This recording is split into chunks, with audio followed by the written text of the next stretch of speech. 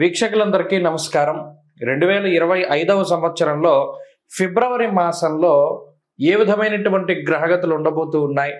ఎందుకంటే ఈ గ్రహ సంచారం అనేటువంటిది ఫిబ్రవరి దగ్గర నుండి చాలా కీలకంగా మారబోతూ ఉన్నది. ఉదాహరణకి కుజునికి ఉండేటువంటి వక్రగతి పూర్తయిపోతూ ఉండడం, గురునకు ఉండేటువంటి వక్రగతి పూర్తయిపోతూ ఉండడం, అలాగే గ్రహాల్లో ప్రత్యేకమైనటువంటి మార్పులు ఇవన్నీ వెరసి ద్వాదశ రాశుల పైన పూర్తిగా ప్రభావాన్ని చూపబోతూ ఉన్నాయి. ఉదాహరణకి ఈ మాసంలో ఉండేటువంటి గ్రహస్థితిని గమనిస్తే ఫిబ్రవరి నెల 4వ తారీఖు రాత్రి అంటే 5 వచ్చేస్తుంది. 5వ తారీఖుల గాయతూ గురుని యొక్క వక్రగతి పూర్తయిపోతుంది. ఇప్పటి వరకు వక్రించినటువంటి గురువు ఇక రుజుమార్గంలో ప్రయాణం చేస్తూ తన యొక్క సాధారణ ఫలితాలని ఇవ్వబోతూ ఉన్నారు. ఇక కుజుడు ఇప్పటి వరకు వక్రించి ఉన్నటువంటి కుజుడు ఈ 25వ తారీఖు తోటి ఫిబ్రవరి నెలలోనే తన యొక్క వక్రగతిని పూర్తి చేసుకుని తిరిగి మరలా తన యొక్క రుజు మార్గంలో ఆయన ప్రయాణించబోతూ ఉన్నారు. అలాగే రవి మకర రాశిలో సంచారం చేస్తారు 13వ తారీఖు వరకును. ఆ తదుపరి 13వ తారీఖు లగాయితూ కుంభరాశిలో రవి శని గ్రహాల యొక్క యుతి, ఇది కూడా చాలా ఇంపార్టెంట్. అంటే జ్యోతిష పరిభాషలో గురు శనుల యొక్క యుతి, శని కుజుల యొక్క సమసప్తక స్థితి, రవిశనుల సమసప్తక స్థితి, రవిశనుల యొక్క యుతి, ఎందుకంటే ఆ గ్రహం అస్తంగత్వం అయ్యేటువంటి విధానం ఇవంతా కూడా ఈ కొంత ప్రభావాన్ని చూపెడుతూ ఉంటుంది. ఇప్పటి వరకు రవిశనులు కలిసిందిలా సంవత్సర కాలం తర్వాత మరలా ఇప్పుడే రవిశనులు కలిసి ప్రయాణం చేయబోతూ ఉన్నారు. కాబట్టి శుక్రుడు రాహువు కలిసి మీనరాశి యందు ఉండబోతూ ఉన్నారు. ఇలా ఉన్నప్పుడు ఈ ఫిబ్రవరి మాసంలో ద్వాదశ రాశులకు ఏ విధమైన ఫలితాలు కలగబోతాయో మనం తెలుసుకుందాం. ముఖ్యంగా ఈ మాసం అంతా కూడా దేని మీద ఆధారపడింది అంటే గురుడిచ్చేటువంటి ఫలితాల మీదే ఆధారపడి ఉంటుంది. తప్పితే రవిశనుల యొక్క యుతి జరిగినప్పుడు అనగా 13వ తారీఖు దాటిన తర్వాత కూడా ఎక్కువ విషయాలు ప్రభావితం అవుతూ ఉంటాయి. కాబట్టి ఈ విషయాలను నిశ్చితంగా పరిశీలన చేద్దాం. అందులో భాగంగా ద్వాదశ రాశుల యొక్క ఫలితాలని మనం చూద్దాం. వృశ్చిక రాశి వారికి ఫిబ్రవరి నెల ఏ విధమైన ఫలితాన్ని ఇస్తోంది అనేటువంటి విషయాన్ని పరిశీలన చేస్తే వీళ్ళకి చాలా గొప్ప ఊరట.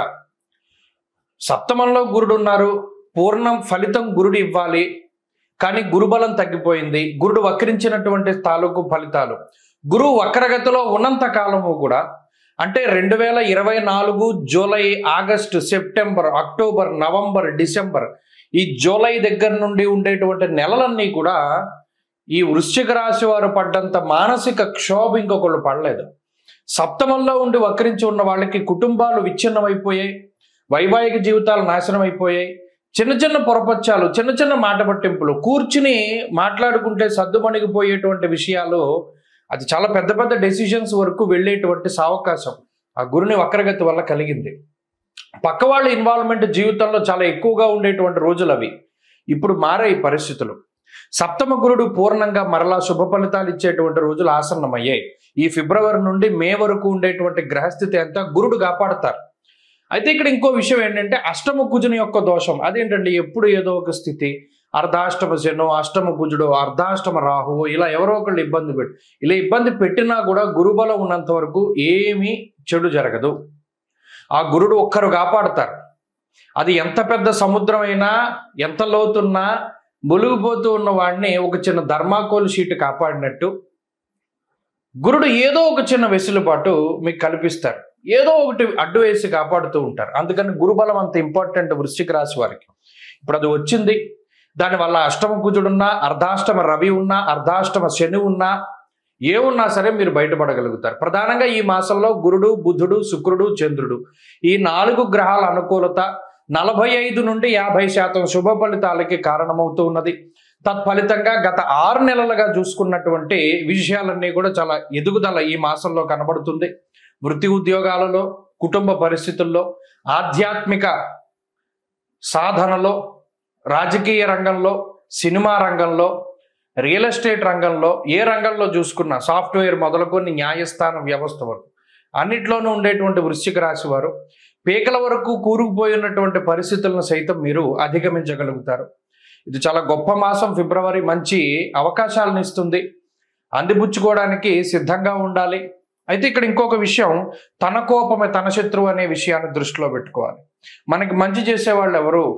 మంచి ఎప్పుడూ కటువుగా ఉంటుంది. మన కోసం నిలబడేటువంటి వారు మనల్ని మనం ఎక్కడ తప్పు చేసినా వాళ్ళు కనిపెడతారు, తిడతారు అనేటువంటి విషయాన్ని దృష్టిలో పెట్టుకోండి.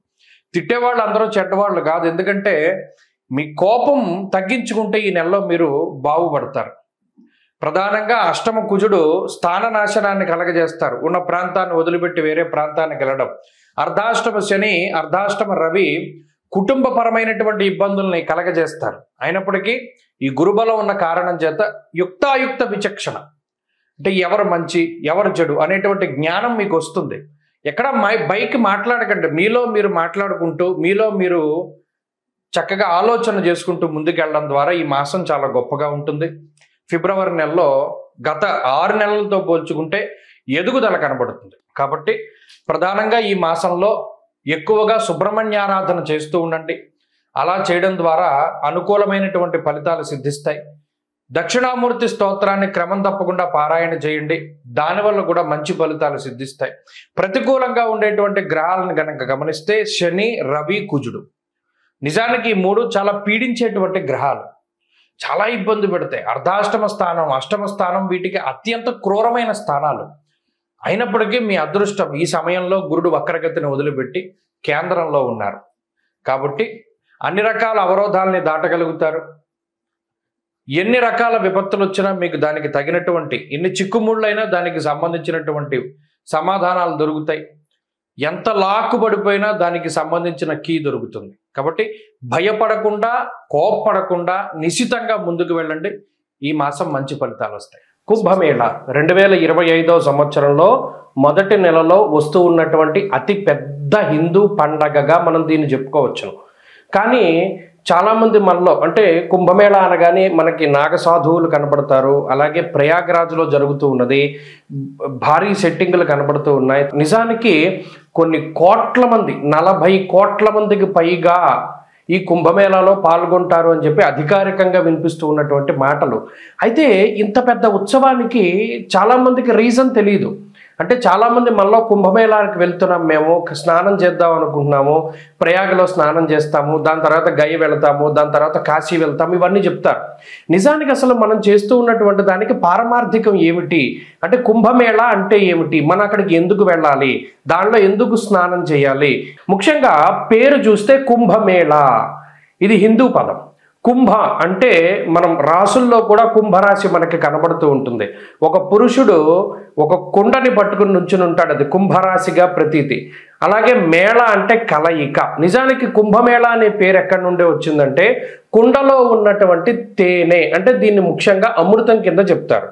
దేవతలు, రాక్షసులు 12 సంవత్సరాల పాటు మందర పర్వతాన్ని ఆధారంగా చేసుకుని పరమేశ్వరుడైనటువంటి మహానుభావుడు శ్రీ మహావిష్ణువు ఆయన కూర్మావతారంలో కింద పర్వతం కింద ఉండగా వీళ్ళు కవ్వం కింద చేసుకుని ఈ దేవతలు, రాక్షసులందరూ కూడా అమృతం కోసం ఈ పర్వతాన్ని జిలుకుతారు. అదంతా కూడా మనకి తెలిసినటువంటి విషయమే. అయితే ఇలా 12 సంవత్సరాలు ఈ పర్వతాన్ని, అంటే ఆ క్షీరసాగరాన్ని మధించిన తర్వాత 12 సంవత్సరాల తర్వాత మనకి అమృతం వస్తుంది. ఈ వచ్చినటువంటి అమృతాన్ని ఎవరు తీసుకోవాలి అనేటువంటి ఈ తోపులాట్లో ఆ కుండలో ఉన్నటువంటి ఆ అమృతము 4 చినుకులు, అంటే చిన్న చిన్నవి 4 ప్రాంతాల్లో పడతాయి భారతదేశంలో. ఆ 4 ప్రాంతాలే ప్రయాగరాజ్, ఉజ్జయిని, అలాగే నాసిక్లో ఉన్నటువంటి త్రయంబకేశ్వర్, ఇక 4వది హరిద్వార్. మీరు ఎప్పుడైనా చూడండి కుంభమేళాలు జరిగినప్పుడు ఈ 4 ప్రాంతాల్లోనే జరుగుతాయి. దానికి కారణం ఇది. ఆ అమృతం, ఆ కుండ ఏదైతే మహానుభావుడైనటువంటి శ్రీ మహావిష్ణు స్వరూపంలో ఆయన ధన్వంతరి తీసుకొచ్చినటువంటి అమృత కలశం ఉన్నదో దానిలో నుంచి 4 బిందువులు పడ్డాయి భారతదేశంలో ఈ 4 ప్రాంతాల్లో. అందుకనే ఈ 4 ప్రాంతాల్లోనూ కుంభమేళ అనేటువంటిది నిర్వహిస్తారు. ఫస్ట్ ఆఫ్ ఆల్ ఈ పాయింట్ మనం గుర్తుపెట్టుకోవాలి. ఇక రెండవది, ఎప్పుడెప్పుడు జరుగుతాయండి కుంభమేళ అంటే, ప్రతి కుంభమేళ అంటే ఇందులో మనం ఒకటి గుర్తుపెట్టుకోవాలి, 12 సంవత్సరాలకి ఒకసారి కుంభమేళ జరుగుతుంది. అయితే ఇది ఎలా జరుగుతుంది, కాల నిర్ణయం 12 సంవత్సరాలు. ఇప్పుడు మనం గురుని బట్టే మనం పుష్కరాలు వస్తూ ఉన్నాయి. గురుని బట్టి ఎందుకు వస్తాయి పుష్కరాలు, అది కూడా మనం ఆలోచించాలి. మనం గుడ్డిగా వెళ్ళిపోకూడదు. ఓకే గురుని బట్టి పుష్కరాలు వస్తాయి అంటే ఎందుకు వస్తాయి, ఇక్కడ దేవగురుడైనటువంటి బృహస్పతికి సంబంధించినటువంటి మానము ఒకటి ఉన్నది, అంటే కొలత. బారుహస్పత్య మానము అన్నాం. ఇప్పుడు మనం ఉన్నాము చాంద్రమానాన్ని అనుసరిస్తాం. సౌరమానం ఒకటి ఉంటుంది, బారుహస్పత్యమానం ఒకటి ఉంటుంది. ఇలా కాలానికి ఉండేటువంటి కొలమానాలు ఒక్కొక్క గ్రహాన్ని ఆధారంగా చేసుకుని ఒక్కొక్కటి ఉంటూ ఉంటాయి. ఇప్పుడు ఉత్తరాదిలో ఉండేటువంటి కొలమానం అంతా బారుహస్పత్యమానము, సౌరమానము అంటారు. ఈ సౌరమానం, బారుహస్పత్యమానాల ఆధారంగా సూర్యుడు, గురుడికి సంబంధించినటువంటి గ్రహ గమనాలను బట్టే ఈ కుంభమేళా వస్తూ ఉంటుంది. ఈ రవిగురుల యొక్క మార్పులు, ముఖ్యంగా రవిగురులు ఇద్దరూ కలిసి వృశ్చిక రాశిలో ఉన్నప్పుడు ఉజ్జయినిలో ఈ కుంభమేళా నిర్వహిస్తారు. అలా కాక రవి మకర రాశిలో సంచరిస్తూ గురుడు వృషభ రాశిలో సంచారం చేసినప్పుడు ప్రయాగలో కుంభమేళా నిర్వహిస్తారు. అలాగే రవి మేషరాశి యందు, గురుడు కుంభరాశిలో ఉండగా హరిద్వార్లో కుంభమేళా నిర్వహిస్తారు. అలాగే రవి గురులు ఇద్దరు కూడా సింహరాశిలో సంచారం చేస్తూ ఉన్నప్పుడు ఆ సమయంలో నాసిక్లో ఉన్నటువంటి త్రయంబకేశ్వర్లో మనకి కుంభమేళా నిర్వహిస్తారు. కాబట్టి ఎప్పుడు పడితే అప్పుడు రావు. ఇందులో 12 సంవత్సరాలకి ఒకసారి కుంభమేళా వస్తుంది. 12 కుంభమేళాలు పూర్తయితే దాన్ని ఒక మహాకుంభమేళా అన్నారు. అంటే ఈ లెక్కన మహాకుంభమేళా ఎప్పుడు వస్తుంది? 12లో 144 సంవత్సరాలకి ఒక్కసారి మాత్రమే మహాకుంభమేళా వస్తుంది. ఈ కుంభమేళా వచ్చింది అంటే ఈ 45 రోజుల పాటు సిద్ధులు, యోగులు, మునులు, ఋషులు, కంటికి కనబడనటువంటి శరీరాలతో తిరుగుతూ ఉండేటువంటి వారు, తేజస్వరూపులు, దేవతలు, యక్షులు, కిన్నెరలు, కింపురుషులు, గంధర్వులు ఎవరైతే ఉన్నారో వారందరూ కూడా ఈ కుంభమేళాలో స్నానం ఆచరిస్తారు. అందుకనే దానికి అంతటి ప్రాధాన్యత. మరి ఇంతమంది మహానుభావులు స్నానం చేస్తూ ఉంటే అందులో కూడా మనం ఆ సమయంలో స్నానం చేయడం ద్వారా ఈ శరీరాన్ని అంటిపెట్టుకున్నటువంటి పాపరాశి అంతా దగ్ధమైపోతుంది అన్నాడు. ఇంకా అంతకు మించి మానవ జన్మకి కావాల్సింది ఏముంది? ఆ స్నానం ద్వారా కుంభమేళాలో ఈ శరీరాన్ని భగవంతుడిచ్చినందుకు, ఈ శరీరంతోనే కాకుండా గత జన్మల్లో చేసినటువంటి సంచిత ఆగామి ప్రారబ్ధ కర్మలన్నింటినీ కూడా పోగొట్టుకోవడానికి ఇదొక అద్భుతమైనటువంటి అవకాశం. స్వస్తి.